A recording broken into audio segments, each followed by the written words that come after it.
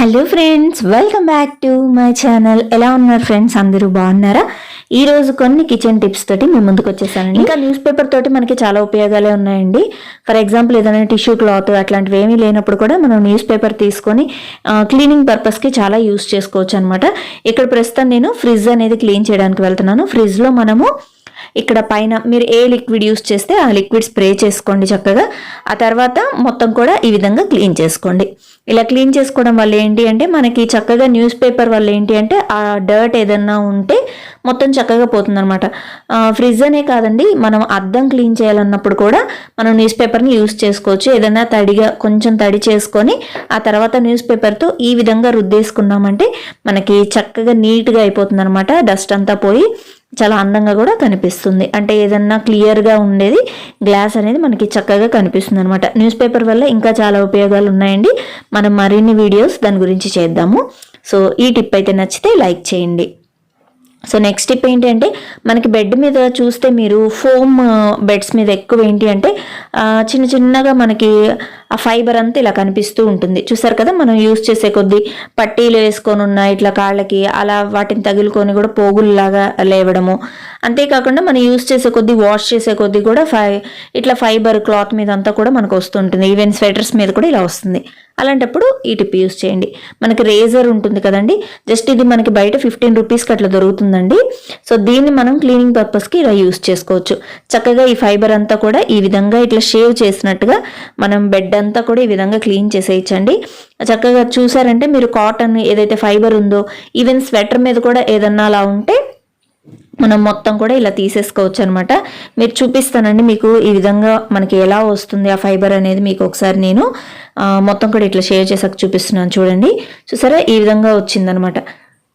ఇలా మనం బెడ్ అంతా కూడా అది ఫైబర్ వచ్చిన అంటే ఆల్మోస్ట్ ఒక 2-3 మంత్స్కి ఒకసారి మనం ఈ విధంగా ఫైబర్ని క్లీన్ చేసేసేయచ్చు అనమాట. దీనివల్ల ఏంటి అంటే నెక్స్ట్ ఇంకేదైనా ఫైబర్ ఉంటే అది మళ్ళీ పైకి రాకుండా చక్కగా మనకి ఇంతటితోటి ఎండ్ అవుతూ ఉంటుంది అనమాట.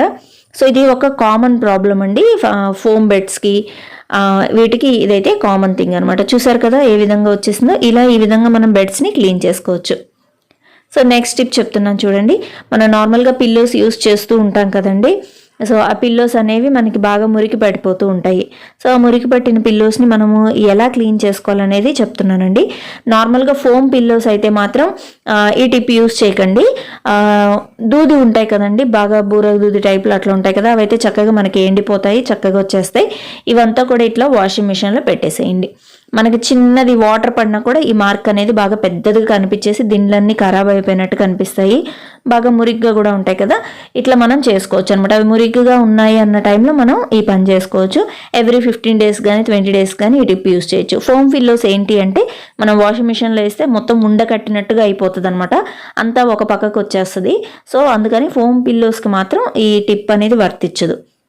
ఇప్పుడు చూసారు కదా, ఇవన్నీ నేను చక్కగా ఆరబెట్టేసాను. చిన్న మరక కూడా లేకుండా అయిపోయింది. చూసారు కదా ఎండలో పెట్టిన తర్వాత. సో ఈ విధంగా మనము ఇలా ఉపయోగించుకోవచ్చు. నెక్స్ట్ టిప్ ఏంటి అంటే మనం యాపిల్స్ తినేటప్పుడు చాలామంది స్కిన్ తోటే తినడం అలవాటండి. దీని మీద ఏంటంటే మనకి వ్యాక్స్ అనేది ఇలా పోస్తారనమాట. బాగా చీప్ వ్యాక్స్ అనేది అప్లై చేస్తారు మార్కెట్లో ఉండేవాళ్ళు. ఇక్కడ ఏంటి అంటే సహజంగానే మనకి యాపిల్ మీద వ్యాక్స్ అనేది ఉంటుందండి. అది కాకుండా కొంచెం షైనింగ్ పర్పస్ కోసం వీటిని అమ్మేవాళ్ళు అంటే మార్కెటింగ్ చేసేవాళ్ళు ఇలా చేస్తారనమాట. కొంచెం వ్యాక్స్ పూసి అది ఇంకా షైనింగ్గా కనిపించేలాగా చేస్తారు. అలా వచ్చినప్పుడు మనం దాన్ని వ్యాక్స్ని ఎలా తీసేసి తినాలనేది చూపిస్తున్నాను చూడండి ఒకసారి. జస్ట్ మీరు ఏంటంటే వేడి నీళ్ళల్లో బాగా ఇట్లా కడిగేసుకున్నారంటే, కొంచెం గోరువెచ్చటి నీళ్ళలో కడిగేశారంటే వ్యాక్స్ అంతా కరిగిపోతుంది చక్కగా ఈ విధంగా. ఆ తర్వాత నార్మల్ వాటర్లో కడిగేసుకున్నామంటే వ్యాక్స్ అంతా పోయి చక్కగా తయారవుతుంది. నెక్స్ట్ కూడా చెప్తానండి. ఇంకోటి ఏంటి అంటే జస్ట్ గ్యాస్ని ఇట్లా వెలిగించేసుకొని మనం యాపిల్ని చుట్టూరు ఇట్లా దీని మీద పెట్టేసామంటే ఆ వేడికి కూడా వ్యాక్స్ అంతా కరిగిపోతుంది అనమాట. ఇట్లా 1 నిమిషం చేస్తే చాలండి, ఎక్కువసేపు ఏమీ అవసరం లేదు. ఆ వేడికి వ్యాక్స్ కరిగిపోతుంది. ఆ తర్వాత నార్మల్గా మళ్ళీ గోరువెచ్చని నీళ్ళల్లో ఇలా కడిగేసుకున్నామంటే ఆ వ్యాక్స్ అంతా పోతుంది అనమాట. ఆ తర్వాత ఫ్రెష్గా మనం యాపిల్ అనేది తీసుకొని తినచ్చు. సో ఈ టిప్స్ అన్నీ నచ్చితే ఫ్రెండ్స్ సబ్స్క్రైబ్ చేయడం మర్చిపోకండి.